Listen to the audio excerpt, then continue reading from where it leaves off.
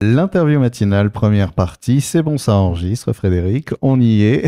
Bonjour Mathieu. Bonjour à tous les deux. Bonjour Mathieu. Jean-Michel, Frédéric, je vous ai accueilli l'année dernière pour la première édition du festival du Cœur à la rue à La Réole, qui s'est déroulé, je crois, dans de très heureuses conditions. Le 30 septembre, avec un temps magnifique, Ouais. qui nous a permis de vivre une journée très belle, avec beaucoup de participants, que ce soit dans la déambulation l'après-midi ou le soir au concert. Voilà, une réussite. Ouais. Un pari d'ailleurs, un pari magnifique de réunir un tout public et un tout monde, on va dire, comme disait Édouard Glissant, et pari réussi, moi je dirais. Et puis on a eu beaucoup de retours positifs. Dès le lendemain soir, je me souviens, j'ai rencontré une personne de La Réole qui nous disait on n'a jamais vu ça, un tel public, un tel monde. Et voilà. Donc, C'est vrai que je n'avais pas pu y assister à cette belle journée. Il y a Fabien Goujon, c'est ça, Oui. hein, qui a fait une captation vidéo de Oui. l'ensemble qui a été restituée après au Rex d'ailleurs, Oui. dans le cadre d'une soirée, une très belle soirée. Mm. Et c'est beau de voir La Réole comme ça, remplie par la fête, par les gens, les habitants, et vivre cette belle journée tous ensemble jusqu'à jusqu'au bout de la nuit. Et le centre aussi décoré par les créations de Cuisine et Partage et les ateliers de Dorothée Chaplin, des ateliages. Donc, qui ont toute la rue Armand-Caduc. Oui. Et l'esplanade des Tilleuls était habillée aussi les ateliers de collage, Ouais. danse de papier. Voilà, il y avait aussi tout ce qui avait été fait avant qui ont été restitués dans ce temps-là. Et parce que c'est la spécificité justement. Alors c'est quoi? C'est un festival, une journée de fête? Comment on peut dire? Alors nous on l'appelle festival du Cœur à la rue. Mais l'idée c'est de pouvoir créer cet événement avec les habitants. D'où la proposition d'ateliers. Là cette année certains ont commencé en juin et la grosse partie là en septembre. Proposer des ateliers pour que les habitants participent à l'habillage des rues, à la cuisine. La cuisine, ça c'est Cuisine et Partage hein, qui le fait. Et voilà.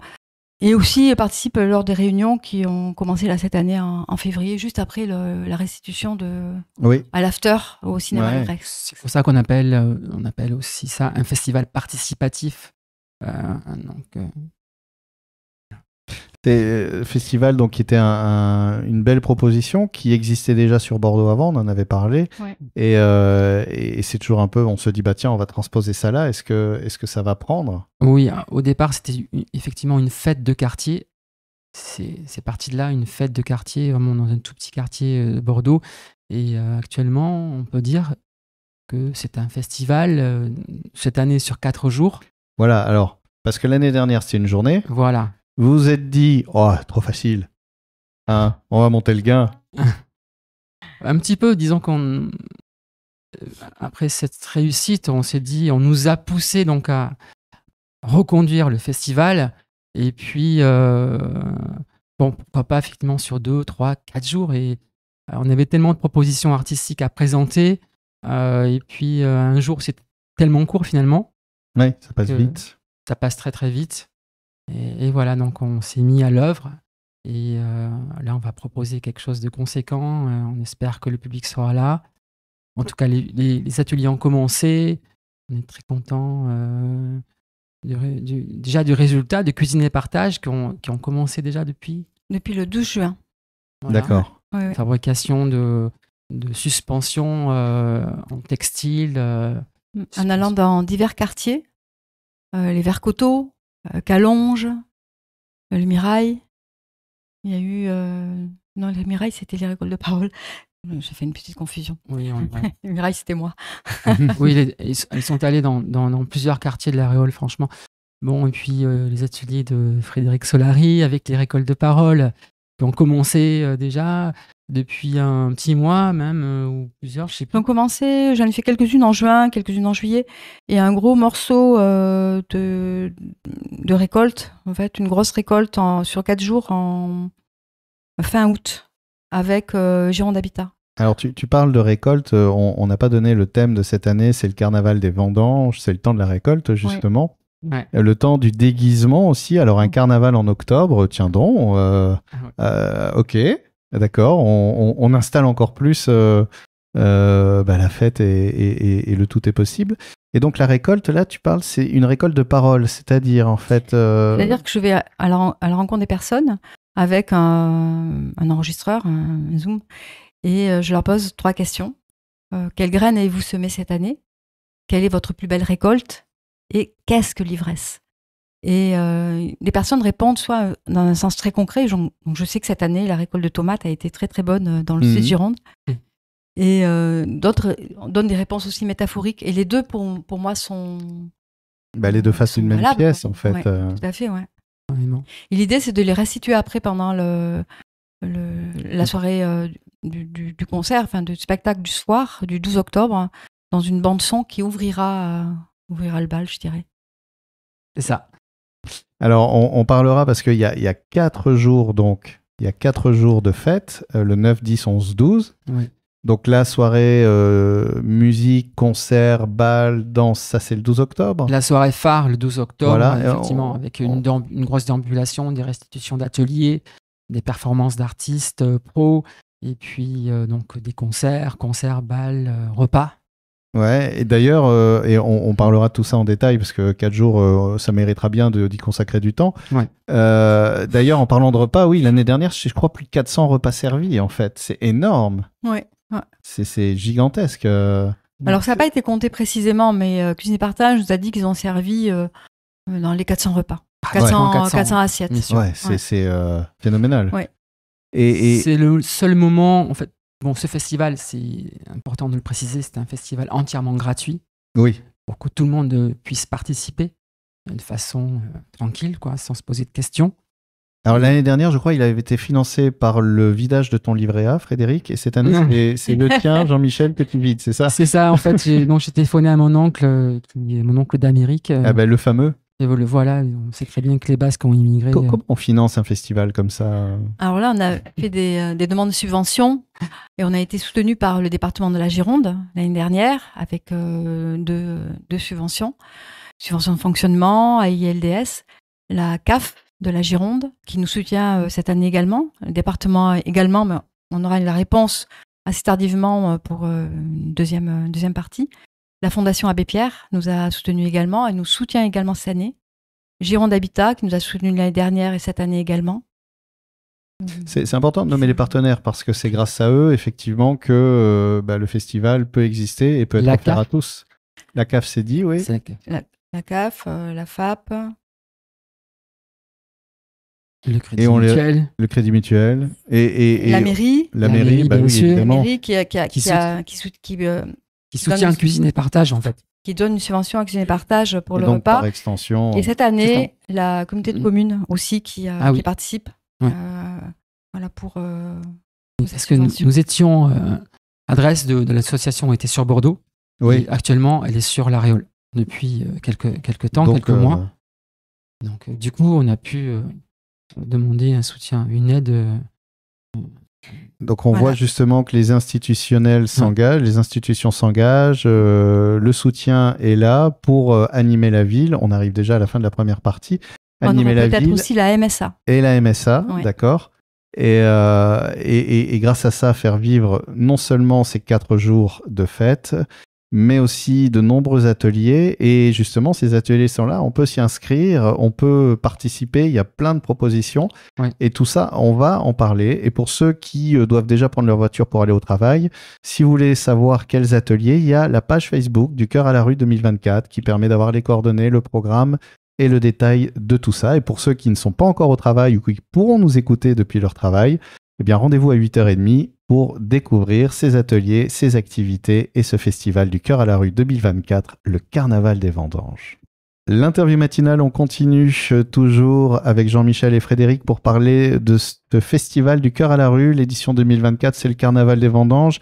Un festival en accès libre, un festival qui est là pour proposer à tous les habitants, les voisins, de venir participer à de belles journées de fête, à défiler, déambuler, jouer, écouter de la musique, créer, et tout ça à travers des ateliers. Et un festival, c'est aussi un engagement bénévole. Et je sais que on en parlait en antenne, à quel point vous avez été touché par cet engagement bénévole et toute une partie de cette population qui est là pour vous aider à faire vivre ce festival. Tout à fait. Il y a eu des bénévoles qui ont été là dès l'organisation, en fait, c'est-à-dire dès le mois de janvier, février 2023 pour la précédente édition. Et cette année également depuis le mois de février, avec également des associations qui se sont joints au projet, des associations partenaires. Il y a les Amis du Jardin sur le Toit qui nous proposent leur salle pour les réunions, également pour des ateliers, et dont des adhérents préparent le catering des spectacles des 9, 10, 11 octobre. Le Rex aussi, le cinéma Le Rex, qui nous a invités pour faire un after cette année. Et qui nous ouvre.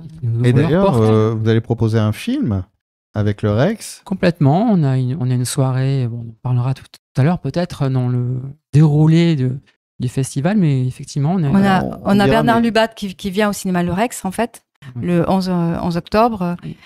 Et ensuite, le film Les temps modernes de Chaplin, parce qu'on a pensé que c'était un film qui était adapté à l'époque. Oui, complètement, ouais. Et voilà, donc on offre d'ailleurs 50 places pour le film. Donc les personnes peuvent nous contacter. Je donne le téléphone peut-être ? Oui, si tu veux. Au 06 08 57 58 68 pour s'inscrire pour le tirage au sort des 50 places. Et sinon, la place sera à 3,50 € pour le film ce soir-là. Et pour ceux qui n'ont pas eu le temps de noter le numéro, il sera dans l'article qui accompagnera le podcast, par exemple, et que vous pourrez retrouver sur radio2m.org. Alors, ces ateliers, ça a commencé il y a un moment. On en parlait dans la première partie avec notamment la collecte, la récolte des paroles autour de 3 questions. Tu nous disais, Frédéric, qu'est-ce que vous avez semé cette année, qu'est-ce que vous avez récolté et c'est quoi l'ivresse ? Récolte et qu'est-ce que l'ivresse pour vous ? Et où tu disais que ce qui est intéressant, c'est qu'il y a des réponses qui sont parfois très terre à terre dans vraiment le sujet, et puis des fois d'autres qui glissent un peu plus vers la philosophie, vers tiens, qu'est-ce que l'ivresse finalement ? Est-ce que c'est forcément l'ivresse de l'alcool ? Est-ce que c'est une ivresse de vie ? Oui, tout à fait. Il y a des personnes qui vont assez loin d'ailleurs dans leur l'expression de sentiments ou d'émotions ou de parcours de vie. Voilà, je me souviens d'une femme qui nous disait, une femme qui était étrangère et qui me disait de l'ivresse, moi c'est quand la famille vient.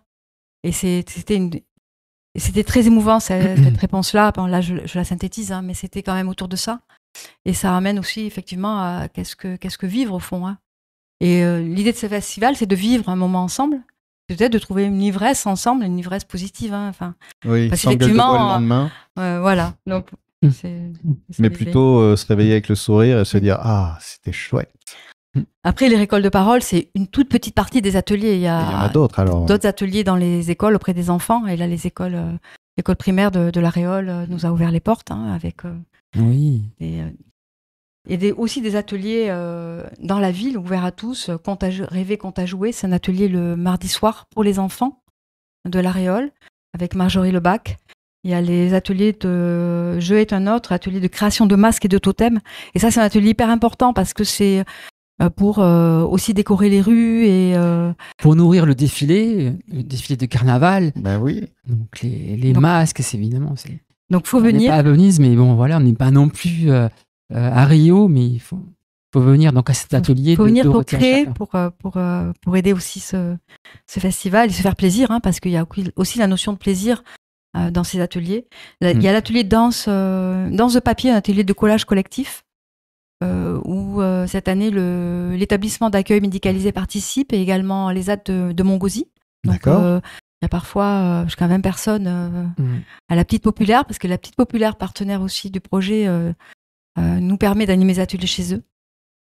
Et il y a également les ateliers donc de cuisine et partage dont j'avais parlé. Il y aura un autre atelier au Vert-Coteau, s'il ne pleut pas, prochainement. Le 25 septembre. S'il pleut, ça sera certainement le 2 octobre. Voilà, parce que les Vert-Coteau, c'est une résidence qui, peut-être que tout le monde connaît les Verts Coteaux, mais c'est une résidence qui est en haut de l'Aréole. C'est un petit peu compliqué d'y aller.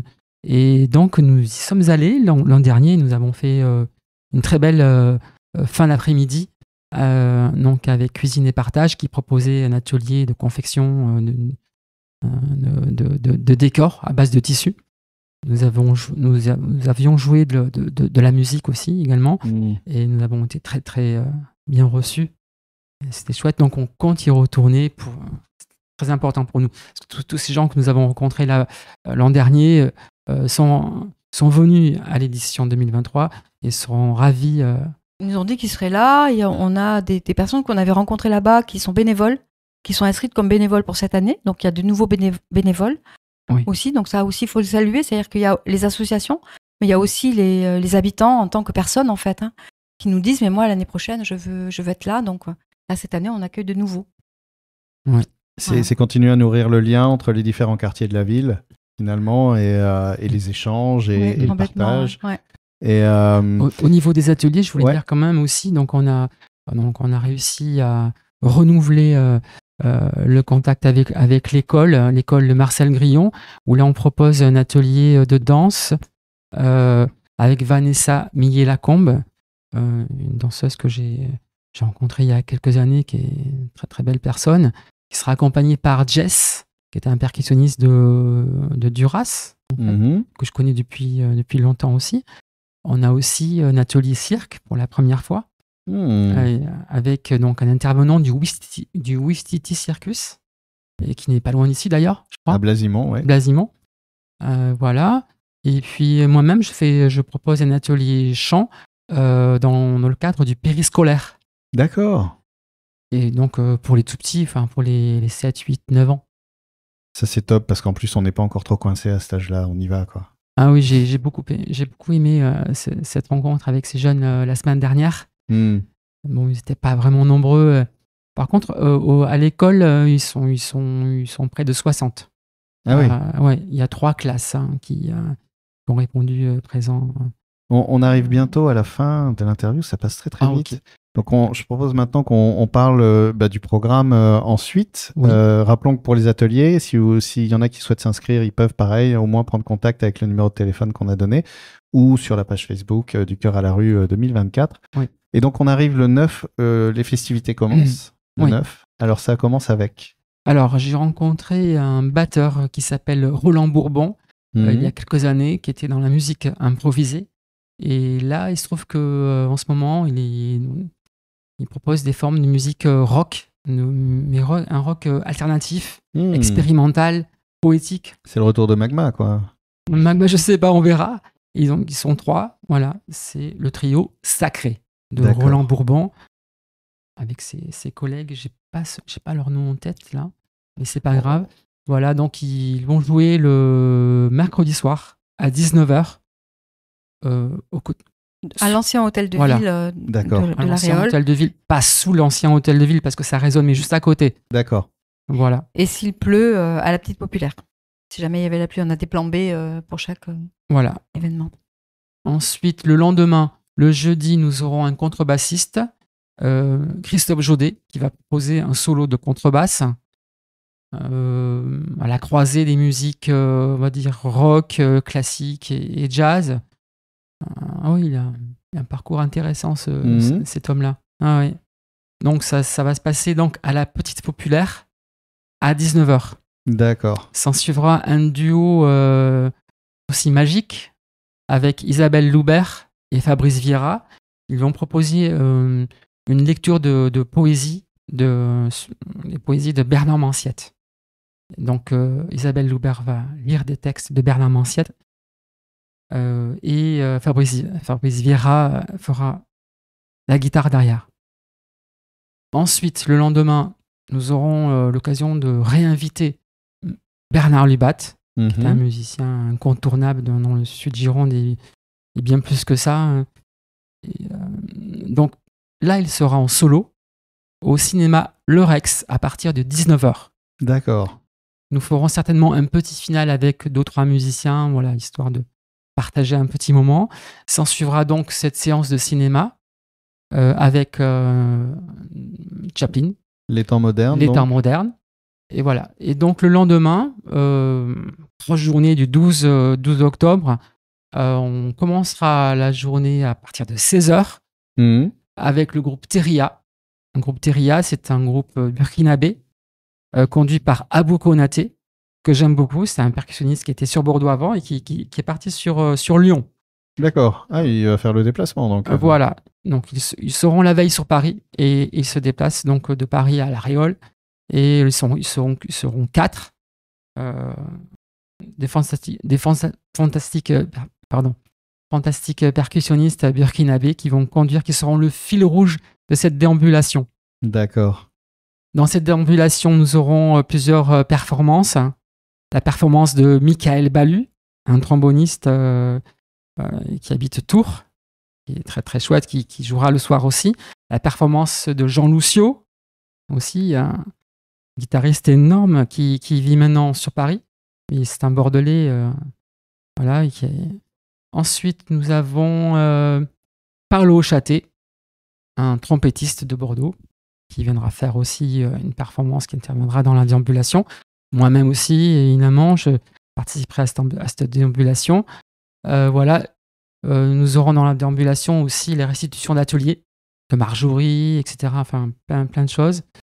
Le soir, nous aurons la chance de revoir Lopic et Loguet. C'est un groupe traditionnel qui ouvrira en fait la soirée pour un moment apéro. Voilà, aux alentours des 19h-20h. S'en suivra le repas. Et ensuite, nous inviterons mon groupe en première partie. Ouais. Nous serons beaucoup moins nombreux que l'année dernière. Ce sera une performance autour de textes. Voilà, j'en dis pas plus, c'est une surprise. Sans oublier, dans la déambulation et aussi la restitution le soir en début de soirée, des clowns, parce que comme c'est un carnaval des vendanges, nous avons des clowns. Donc il y a Paul et Mag qui seront là, et également Paula et les rapporteurs, qui fera pas dans la déambulation une récolte de paroles là aussi, et qui les restituera sous forme clownesque le soir, avant le spectacle du Tribal Poursuite. Alors le spectacle du Tribal Poursuite ouvrira le bal, et ensuite, nous aurons la chance d'avoir un trio de Toulouse qui s'appelle le trio Oiseau, qui est conduit par un saxophoniste très brillant de la scène toulousaine maintenant, qui s'appelle Mathis Polak. Il viendra donc nous présenter quelques compositions et s'en suivra ensuite un moment d'échange avec le groupe Tribal Poursuite sur des morceaux, des titres à danser vraiment pour finir cette soirée en beauté, accompagné bien sûr des percussionnistes burkinabés qui seront présents le soir aussi. On a donné bien le programme, là je crois que c'est bon, on a le temps qui file. Oui. Je rappelle que ce festival, donc c'est le 9, 10, 11, 12 octobre à La Réole, c'est du cœur à la rue, le carnaval des vendanges avec une déambulation à partir de 16h et une grande fête musicale ensuite. Ouais. C'est gratuit, ce festival est en accès libre, donc voilà, vous pourrez venir danser, écouter les groupes. Le repas participation libre. Ouais. Donc, ceux qui n'ont pas d'argent viennent librement comme ça manger, il n'y a pas de souci. Et voilà, c'est une participation libre. C'est le seul moment. Non, il y a aussi le cinéma à l'Orex, le film Les Temps modernes, où là, il y a une place à 3,50 € et nous offrons 50 places sur tirage au sort. Téléphonez-nous. Ça marche. Eh bien, merci beaucoup à tous les deux. Merci Mathieu. Merci Mathieu.